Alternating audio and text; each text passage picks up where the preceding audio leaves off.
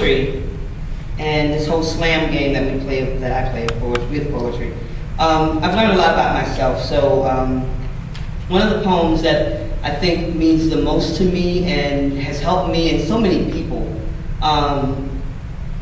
this poem has been translated into Portuguese, which boggles my mind. I mean, the woman contacted me, she was like, oh my God, my friend told me that this, and she's from Brazil. And a friend saw me do this, and another friend said, it was crazy. So, and I've been tagged on Vietnam YouTube with this poem. It's crazy. So like, I'm global, baby.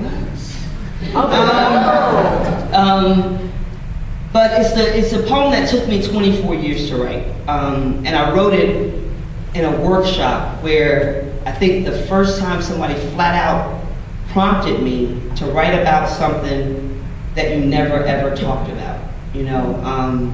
And I've done the marriage thing twice.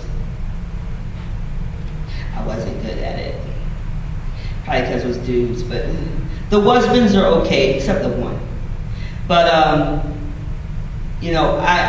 when I was in college, I was in a relationship with a woman, and I never acknowledged it for what it was because there was such a stigma on being queer or being gay or being, different. And it was in a little bitty town in the South where it was already weird that I showed up dressed like Prince. We didn't want to add more fire to the fire.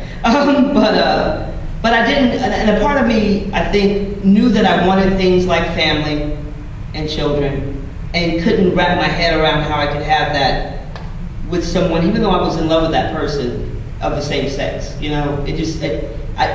me, I think I put it in a place, and I left it there. And then when Roger Garbanar did this workshop, and he was like standing over, and he kept saying the same word over and over again, and just felt like, I don't know, he just broke something in me, and I'm writing this poem, and I'm sobbing, and writing, and sobbing, and sobbing, and, I had to put it aside, and then when I came back to it, it became this thing, and,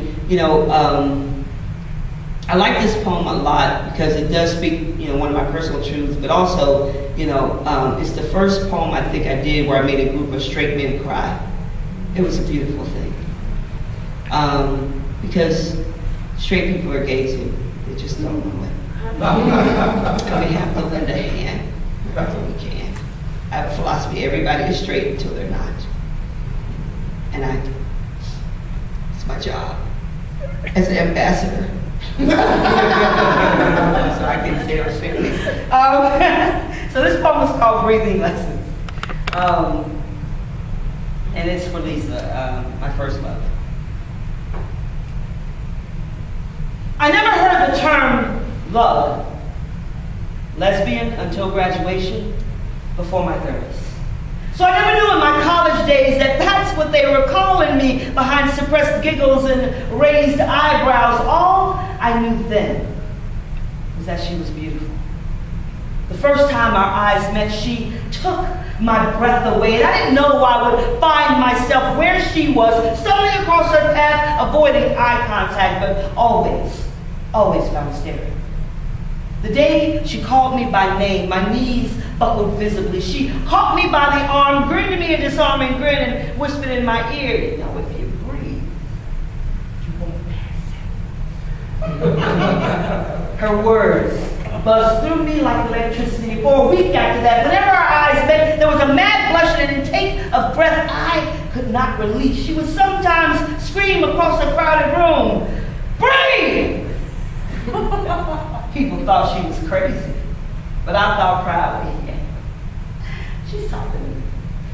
The day she finally asked me out after a game, she, the baller, and me, believe it or not, holding pom-poms, I accepted greedily. Without thinking about this thing, I couldn't stop thinking about, clueless to my surroundings, the tears, the jeers. Hell, I figured if they wanted me to hear them, they'd speak up. Because I was much too busy trying to master this whole breathing thing. I didn't understand the pull she had on me, and in no time did it seem problematic. I once described the feelings to my mother, draped in a lie where she became Lee and I was my friend. My mother's only comment That sounds like love. First time she kissed me, I think I left my body. When I returned, she lay over me, stroking my cheeks, reminding me, baby, breathe. I never told her I loved her. I freaked out when I heard my name and gay in the same sentence. I mean, it never occurred to me that a word used so frequently to diminish, shrouded in hate, laced with harsh tones, could be used to describe what I shared with her. She once told me boldly, confidently, that she loved me. She wanted to know if I loved her too, and in tears I lied, no. Loving you could be problematic. Painfully, I watched her dissolve, and when she stormed from the room, she took the air with her, and I forgot to breathe. When I awoke, not on the floor where I fell, but placed lovingly on the bed where we shared our secrets, she lay over me. Cool towel pressed to my head, a resuscitating kiss pressed to my lips, and she reminded me again, baby, you gotta remember, you gotta breathe. And I watched her gather her things, preparing to walk out of my life. She gave me one last kiss that left me cold, and parting words that burned. Loving you was never problematic for me, and part of me wants to find her now that I'm an adult.